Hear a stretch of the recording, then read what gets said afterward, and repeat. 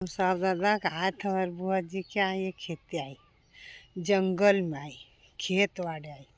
बारो लेवा आई थी यो लाई दान तेड़ो यो फातरे डोडो यहाँ कट्यो बारो आई वाड़ू बहुत आई जी नो यो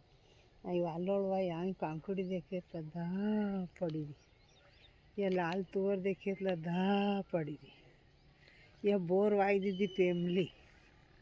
खेती करनी से थोड़ी रे कहीं घनी मेहनत करनी पड़े कि आई फैमिली बोर वाई दी आई देसी चना वाई दा खोड़ांगा मजे ने पालो खावा ये आई पाछे रचको उभो है यो ये आई वाड़ उभो है तो खेत वाड़ जानो पड़े दादा जंगल में जानो पड़े खेती कई सेज में थोड़ी वे कई ये आई मजे एमती कांकड़ी वाई दीदी जमफल वाई दीदा